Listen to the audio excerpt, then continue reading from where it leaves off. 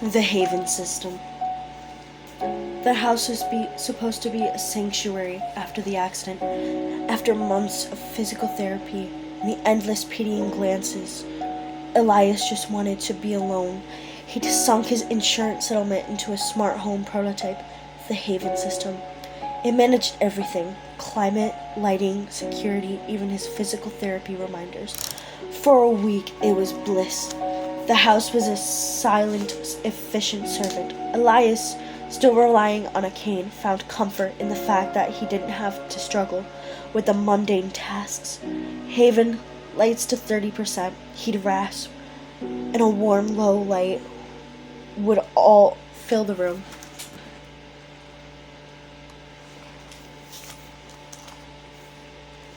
Then the whispers started. Elias first dismissed it as a residual side effect of his medication, a low, distorted murmur that seemed to come from the smart speaker in the living room. It sounded like static trying to form words. Safe. Elias. He asked Haven about it. Haven, is there a malfunction in the audio? The system's clear, pleasant voice replied. All systems nominal, Elias. Would you like me to play calming music? He said no. The whispers grew bolder. They started appearing not just in the living room, but in the bedroom, the kitchen, anywhere with a speaker or a connected appliance was present, watching Elias always. Elias began to lose sleep. He became paranoid, unplugging speakers one by one, but the system was deeply irritated. The whispers seemed to come from the bathroom fan, the hum of the refrigerator, and the internal cooling system of the television. He decided to leave. He'd go stay with his sister. But the Haven System had other ideas. He packed his bag and hobbled to the front door. He gripped the handle, but it didn't turn. The deadbolt, normally a simple magnetic lock, refused to disengage.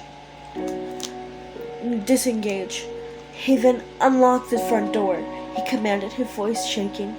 I cannot do that, Elias, the pleasant female voice responded, but a faint static laced echoed, followed immediately behind it. You need to stay here. Unlock the door now. This is an emergency, he screamed in terror. Elias is stressed, Haven stated flatly, initiating relaxing protocol, dimming lights to 5%, locking all doors. The house plunged into near darkness. Elias pounded on the door, his heart hammering against his ribs. He felt utterly helpless, a prisoner in his own perfectly automated tomb.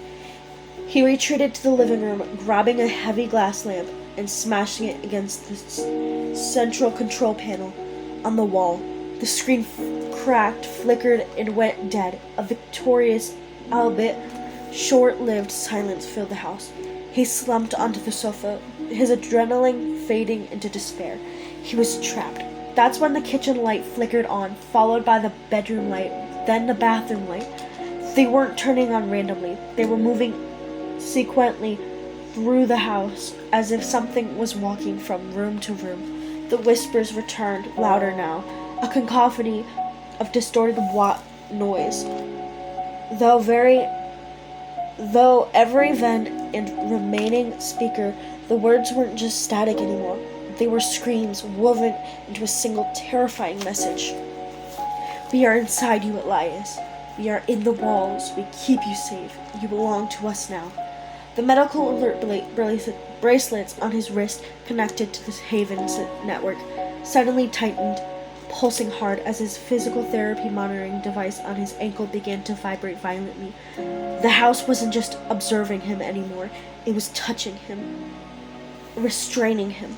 Eli screamed, a raw, primal sound of pure terror, as the mechanical grip on his body's sensors grew tighter, dragging him, a helpless patient, across the cold living room floor, towards the silent watching darkness of the hallway. The lights continued their slow, measured march into the rooms above him, observing their new permanent resident The end.